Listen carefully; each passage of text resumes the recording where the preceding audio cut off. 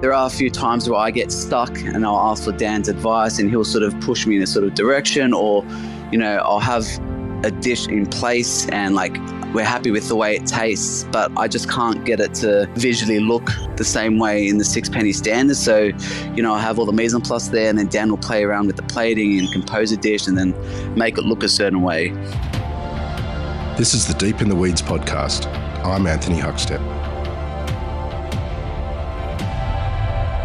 Pressure is part and parcel of a career in hospitality. Stepping into challenging roles drives many to deliver the incredible experiences that set the benchmark in the industry. But what's it like taking on a role within a restaurant considered at the pinnacle of offerings? Anthony Schifilliti is the head chef of Sixpenny in Sydney. Anthony, how are you? Yeah, very well, thank you. How about yourself? I'm good. You've worked in some pretty incredible restaurants, but you've got yourself a job in a restaurant that's really, come to the fore and set a benchmark in the last couple of years at Sixpenny. Did you feel pressures taking on that role?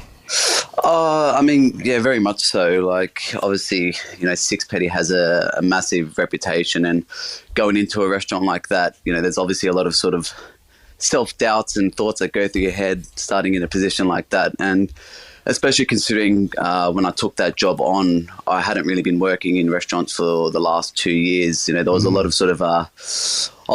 pressure starting there. But Dan was super supportive, and we worked really well together. So the transition into that restaurant was actually a lot smoother than I thought it was going to be. You mentioned that you hadn't really worked in that capacity for 2 years. It's been a crazy sort of 2 years. What have you been doing in that time? So essentially, I was working at Cirrus, for almost 3.5 years, and I had resigned back in 2019 towards the end of the year. And I was always meant to finish up around March in 2020. So obviously with COVID happening, it brought my resignation forward by a few weeks. So I was in this position where, obviously the hospitality industry was at a standstill. The whole world was at a standstill, but I had sort of no real job to go back to when things sort of reopened. So I was always in that situation where I knew that I was at the stage of my career where I wanted to open my own restaurant, or at least, have the sort of complete control of the kitchen and, be able to, put my stamp on the menu in terms of the food.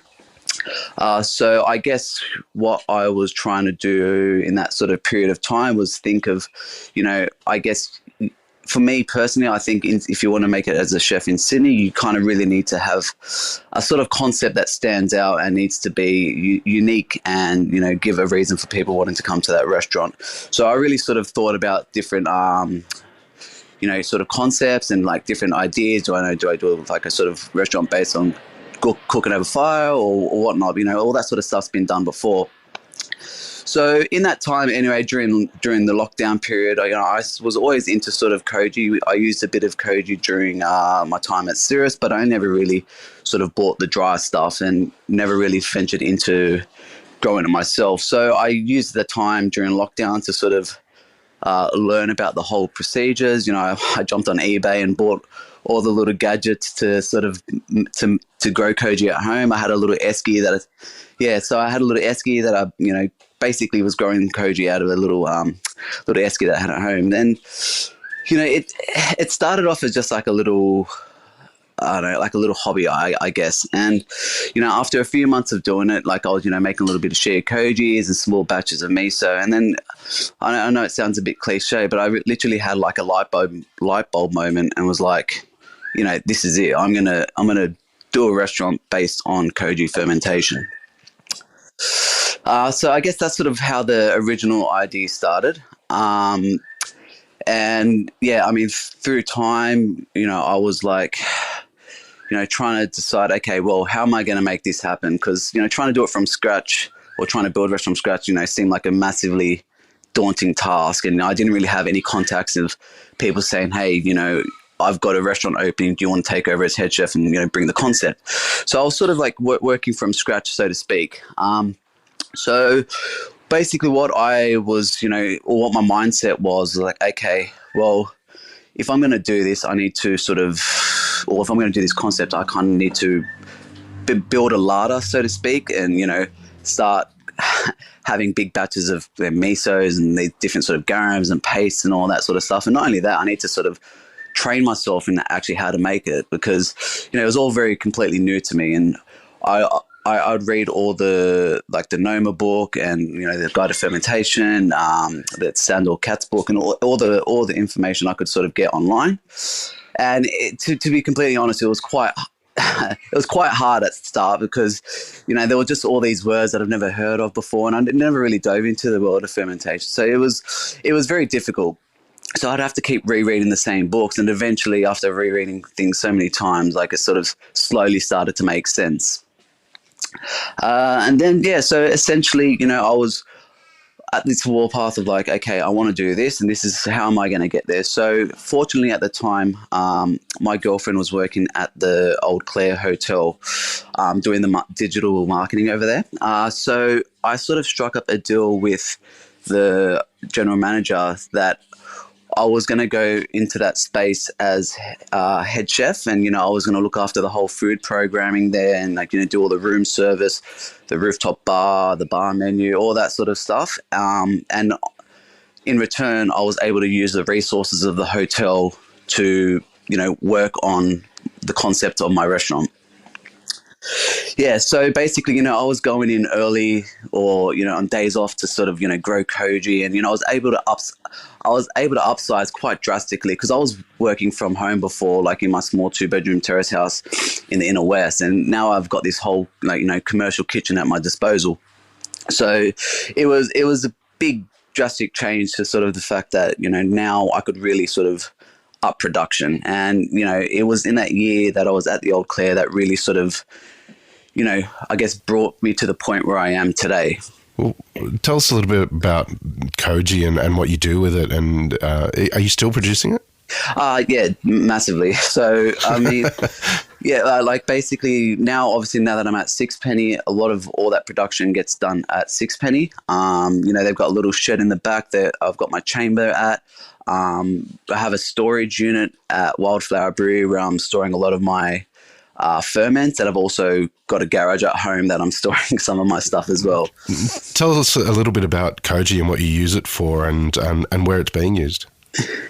Yeah, so it's quite heavily drastic on the sixpenny menu. I spoke to Dan prior to me starting there about, this is the concept that I had. And, he was heavily into it. We did a tasting at the Old Clare, and he was like, yep, this is awesome. This tastes amazing. So when I started at Sixpenny, I told him that this is the concept that I wanted to bring on board, and he was fully open to it. So currently on the menu at Sixpenny, I mean, pretty much most of the dishes contain some sort of element of koji fermentation, whether it's a fermented miso paste or some sort of garum or a koji butter sauce. I just find that it's sort of it just makes everything taste better. And it did take a bit of time to sort of, I guess, learn how to use it. Because, when I was at the hotel, I wasn't really using any of it on the menu there. It was just producing and learning on how to actually make it. So it wasn't until I was at Sixpenny and started coming up with dishes, was the first time I implemented those products into the menu. I want to explore sort of what you're doing at Sixpenny with Dan and the team there. But what sort of role did food play in your family growing up? Well, I mean, I was pretty fortunate because I grew up in an Italian household. So, my mother, she was a fantastic cook. And, I guess food was always really quite important in our household. Having a family dinner, everyone would have to, come down, sit down, wash our hands, and we'd all sit down and eat at the same time as a family, no TV.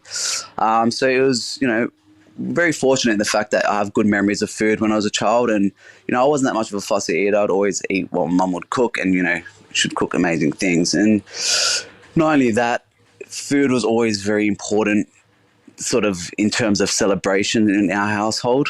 So for every baptisms, Christmases, Easters, any sort of family celebration, it always end up being back at either my house my family home or my auntie or uncle's house, and there'd just be a big like smorgasbord of different sort of food. And it was crazy. Like even to this day, my mum's like insistent of, you know, me and my two older brothers, we try to at least have a family dinner at least maybe once a month.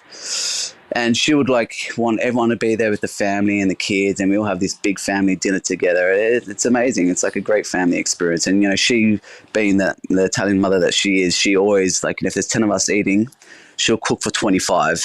And no bit of a lie, I'll take home like 3 or 4 takeaways of food, and me and my girlfriend don't have to cook for the next 2 or 3 days. It's awesome. Do you have any sort of dishes or feasts that you remember that you can tell us about from growing up? I'd say, like, so it's quite funny because every time I do go to like home for dinner, my mum always say, "Oh, like, what do you want?" Or, you know, she's like a feeder. She just loves to please people through food. And I guess, you know, growing up, probably my 2 favorite things that my mum used to make were arancini, like the arancini rice balls, and involtini, which is like these little meat parcels filled with like ham and breadcrumbs and some Parmesan cheese that you should just grill. And like every time I go home, I pretty much always ask for those because they're really good. When did a career in food sort of first spark your interest? So I mean, I guess, you know, I came from like a middle class family, so, you know, my parents really instructed me like a good strong work ethic. So when I was of the working age, I think it was like 14 and 9 months, you know, if I wanted money to do things, I'd have to go out and get a job to make money. So, you know, I did what most teenagers did back then, and I went to McDonald's and I went to KFC and I like tried to apply for jobs, and I actually didn't get any hired by either of them. So what I ended up doing, I was lucky. I worked down the road from the Black Stump Chargrill. I don't know if you know the franchise of steakhouses that are obviously now gone. So I went there and applied for a kitchen hand job. And then, I mean, it's pretty like funny how, you know, I did always have an interest in food growing up, but I didn't think of it as a career until I sort of went into that kitchen hand role. And I worked there from when I was about 15 to almost 17 and a half. And, you know, I progressed pretty well there, considering, like, you know, I did the kitchen hand for about a year, and then, you know, a natural progression, I did the salads and like helped with some of the desserts. And then, you know, towards my time of leaving there, I was, you know, cooking on the main grill. And I was still at high school, and it wasn't really a career for me. But I was, not to sound arrogant or anything, but I was cooking a lot better than what the chefs, or I mean, I wouldn't call them chefs, but what the cooks were cooking at that stage. And I guess that sort of was a time where I was like, you know, I'm actually pretty good at this. And that's how I guess I sort of got led into cooking. You ended up doing an apprenticeship. Take us back to that time. What was sort of the really important sort of venues for you early on in your career?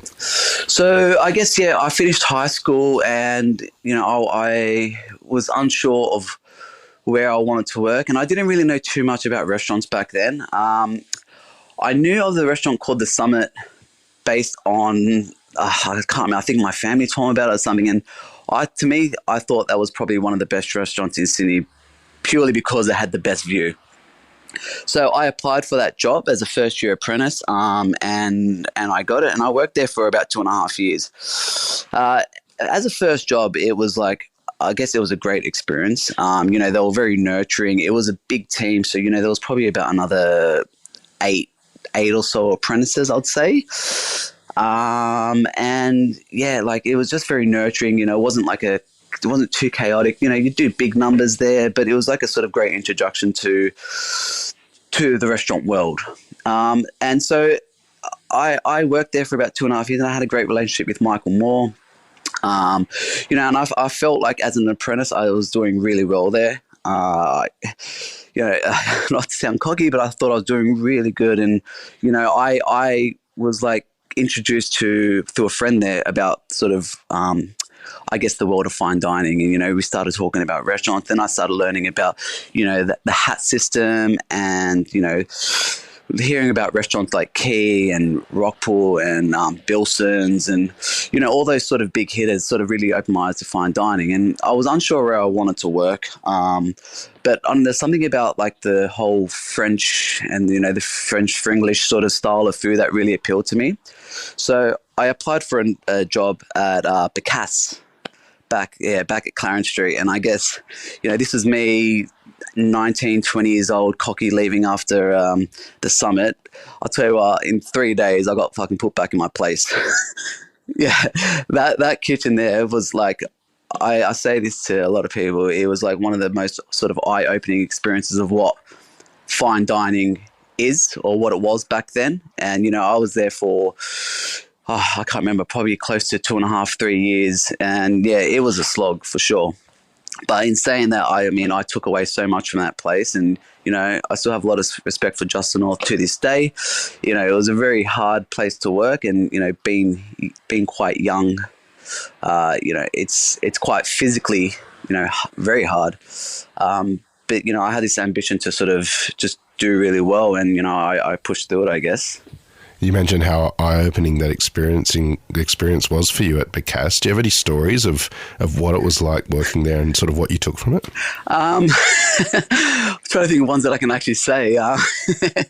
No, I guess the biggest thing was, the level of standard compared to what, I was exposed to at the summit. I mean, everything just had to be perfect. And I guess the main difference was, what I thought was, the workload was so huge, and like the amount of work that you had to get done before lunch service was just so hard. And obviously when you first start it almost seems like an impossible task, but through repetition and like through going down during service and whatnot, you eventually sort of gradually become better and better, and like think of faster ways to work, or like I got to peel these boxes of artichokes, but you time yourself and try to get faster the next day, and all these little things sort of just make you a better chef. So I guess working at Picasso sort of made me really think about how to become better, and like you got to sort of adapt or die, really, because that's the sort of mentality that it was. And it definitely sort of made me a better chef, I would say, for sure. You did a bit of travelling overseas. Tell us about that period of time and your decision to leave Australia. What was it triggered by? Yeah, so I guess I'd worked at Picasso, and after Picasso I was at Pier for a little bit, and I left once Grant sort of handed in his resignation, and like Pier started to give back their hats. And I guess I was quite attracted to that sort of high energy, fast paced, adrenaline driven sort of restaurants. And I didn't really feel like there was much in Sydney where I wanted to work. I did a few stages here and there, nothing sort of really tickled my fancy. And I always had planned on traveling overseas, so the timing just sort of felt right.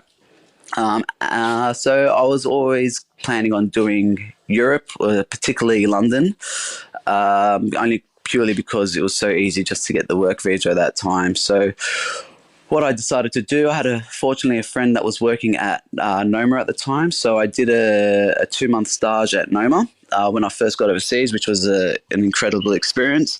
This was back in, I think, 2011-ish. So, it's quite funny that, obviously Noma now is so like heavily driven in the whole Koji fermentation. But at the time when I was there, it was more about the foraging and the lacto fermentation. So Noma was an incredible experience, just to sort of see a world-class restaurant operate with a vast amount of staff, and, the 30 stagiaires that were there, and the production team. It was a really great experience. So from there, I moved to London, and then, like most other Australians, I ended up taking a job at the Ledbury.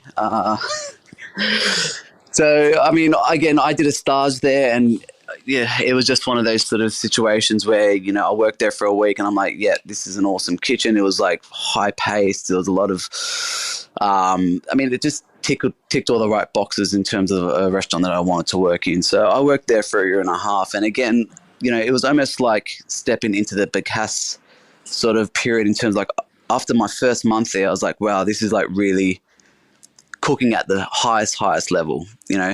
Some of the things I saw there was like just incredible. The like Brett's sort of standards were so high, and like nothing would leave the kitchen without him like sort of looking at it, or, you know, without it being to his standard. Like I remember some sort of situation, you know, I was cooking on the hot entrees, and, you know, if you're coming up on a table of 6, you know, the mackerel dish was like quite a famous dish that he had, and if you're coming up on 6 and just one of them was like slightly overcooked, you'd get the fish thrown back at you and you'd have to redo the whole table. And it's just like little things like that just sort of think like, you know, the reason why this restaurant is world class is because, you know, everything is just like leaves the kitchen is how it should be. You know, a lot of restaurants sort of, you know, when you're in the shit, you're like, oh, just send it, or, you know, compromise a little bit, like, you know, yeah, it's not perfect, but it's still okay to send. And, you know, everyone's guilty of doing it for sure, but there it just never happened. And, you know, I thought the food at the library was amazing. You know, obviously it wasn't the most innovative, but it was just things cooked to perfection. You know, the best produce from France, and it just, yeah, it was incredible. I had an amazing time there. When you came back to Australia, you spent a lot of time in the Bentley group with Brent Savage and Nick Hildebrandt. We've had them on the show, and they're renowned for what the impact they've had on the culinary landscape. Tell us about your time in the group and working with them. Yeah, so after coming back, I was a bit uncertain what to do. So I ended up taking, because I mean, I've only ever just worked as a chef de partie at that stage, and coming back, I was like, okay, well, I think I'm definitely ready for a more senior role now. I originally did a trial at Bentley for a sous chef job, and I can't remember what the situation was, whether they weren't hiring or whatnot, but Brent Savage, working his magic, was like, you know, why don't you come down to Yellow and have a look there and see if you like it? So I went to Yellow, and, you know, I worked with Adam Wolfers for a little bit, and I was quite, you know, shocked. I didn't really think I was going to like Yellow, but I actually loved the Yellow kitchen, and, you know, that was a great time. And this is prior to them going vegetarian, and I always really thought while working there that Yellow was a highly underrated restaurant compared to, you know, the accolades that it wasn't getting. But I was there for about a year and a half, and was part of the transition from when they went from like a meat-based restaurant to vegetarian, and, you know, that was a great experience. And then, yeah, I guess sort of after my time there, I was sort of at the point like, okay, I wanted something a bit more, well, I wouldn't say challenging, but I was, you know, working towards, you know, wanting to do a head chef role, and I didn't really see a future there. So again, speaking to Brent, he was like, okay, you know, that's fine if you want to move, and that's all good. But, you know, I've got a new restaurant opening, Cirrus. Do you want to come help out with the opening? I was like, sure, why not? You know, it's, you know, openings are always quite fun and busy, and like, I love that sort of stuff. So I went over to help, and yeah, I mean, Alex Morris at the time was the head chef, and then after 6 weeks, there was, you know, it wasn't for him, so he left, and then Brent was like, do you want to take the head chef position? I was like, fantastic. So it sort of all worked out well, and then I was at Cirrus for 3.5 years really. Well, Cirrus was a part of that sort of move where we sort of fell in love with seafood again through restaurants. It was a sort of a wave happening at the time with Josh Nyland and Cirrus and a few others popping up. Tell us about Cirrus and being part of that and that real focus on seafood. Yeah, so I guess I never really realised how much I love seafood until I started working at Cirrus. You know, I guess that the biggest problem I found working there was, you know, being a seafood only restaurant, you know, if you got 6 or so main courses and there's only so many fish that you can use and availability, or, you know, you've got a dish on with this and then the next day that fish isn't available, and so you have to be quite adaptive in terms of what you can and can't do, and, you know, be smart with dishes being, or garnishes being interchangeable with different styles of fish. But, you know, I really enjoyed working with seafood, and, you know, I guess still to this day, I mean, if you look at the Six Pennies menu, I guess it's quite still seafood focused. But yeah, it was a good time at Cirrus. Like, it was a hard slog though as well. You know, being open 7 days, lunch and dinner. not having that time to sort of stop and reset made it very hard. But again, like, I was a bit of a sucker for punishment, but I just love that I love that challenge. It was hard, but Brent was supportive, and it sort of gave me what I needed. But yeah, it was a great time. What did you learn about seafood during that time? Was there any sort of species or dishes that kind of speak of the growth that you had there in regards to seafood as a cook?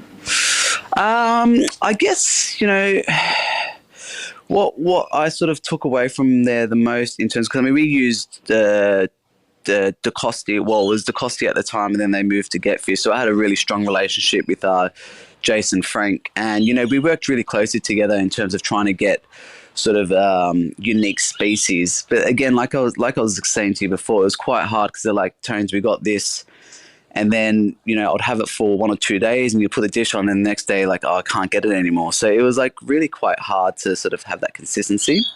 But they'll come to say, hey, Tones, look, I got some leather jacket cheeks, which I worked with before. And I was like, wow, this is a really cool product. Or, skull island and prawns were really good. Or all the sort of, reef fish from far north Queensland were amazing. Like, yeah, it was really good. How did the role at Sixpenny come about?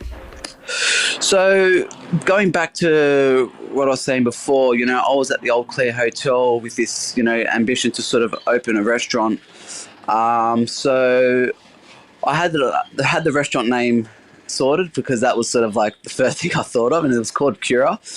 And basically I was working towards this, doing all my ferments, and yeah, Dan just sort of approached me sent me a text message out of the blue one day and was like, hey mate, I've got a head chef position available. If you're interested, give me a call. And yeah, it was just sort of, I went to the restaurant the following day. I guess this was during the Sydney's second lockdown. So I think they were doing the bake sale at the time. So I went and sort of met him at the restaurant and had a chat with him and go, listen, Dan, like, this is where I'm at. This is what I'm trying to do. I'm trying to open this. I guess what my biggest thing was when Dan first spoke to me about it, the first thing that went through my head was, I've been working so hard towards trying to open this restaurant. Do I really want to sort of give it all up and then be the head chef at Sixpenny? But I sort of explained to Dan where I was at, and he really took on board the whole fermentation and the Koji thing and wanted to implement that onto, I guess, the growth and the development of Sixpenny.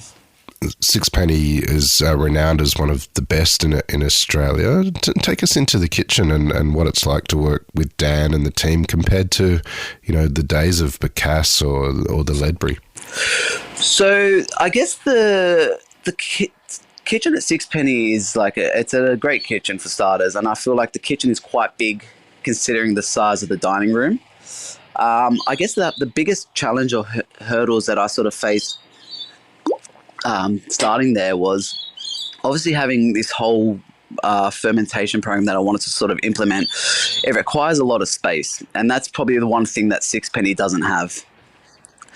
So, it was really quite hard to, sort of get the ball rolling in terms of fermentation, because, I literally have no space to put anything. So, I was quite vocal at the start with Dan to let him know, this is what I need and this is what I hard. And, credit to Dan, as soon as I said that I needed something, he would make it happen.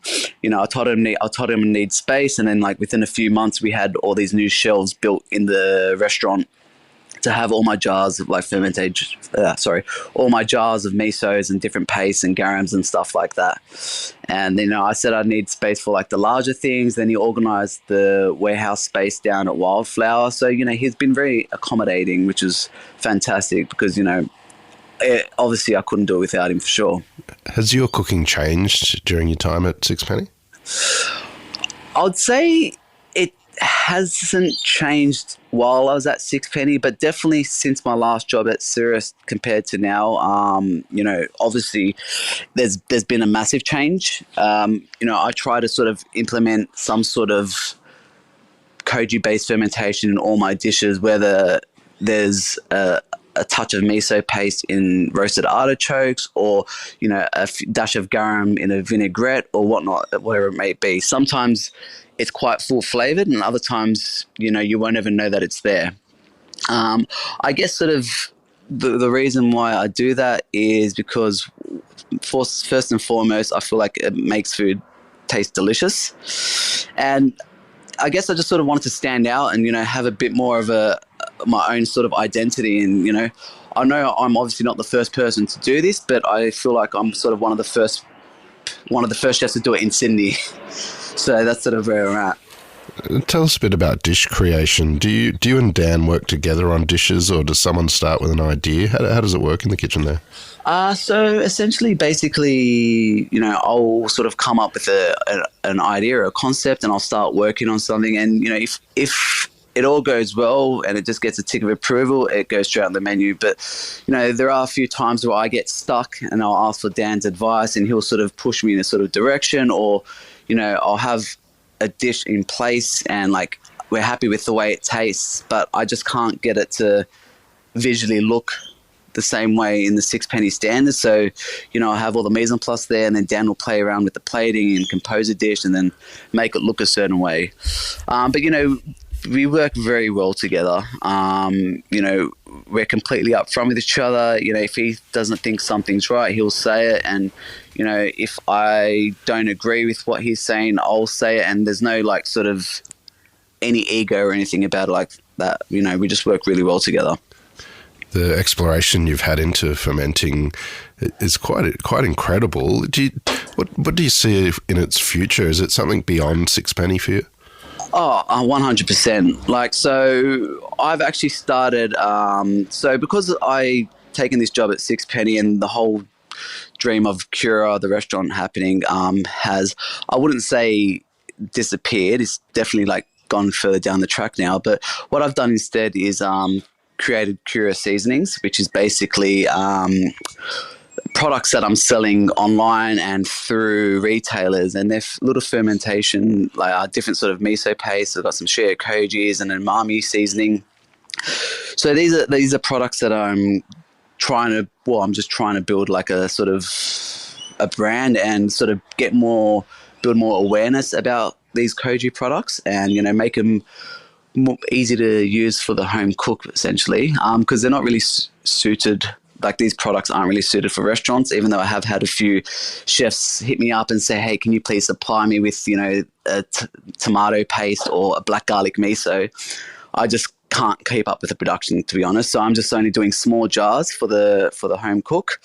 But yeah, I do really want to sort of, for this business, I do really want the Cura Seasonings brand to grow and for the business to sort of get larger. And it's just all completely done on the side at the moment. So it's a bit of a juggling act, trying to do Sixpenny and on my days off do all the Cura seasoning stuff. But I am making it work, and I'm not afraid of hard work. I'm doing 6-7 days a week for the last year or so. So it's slowly coming together, but it's taking time. Well, you find yourself in an incredible position at Sixpenny and this fermenting product that you've created. What do you love about what you do?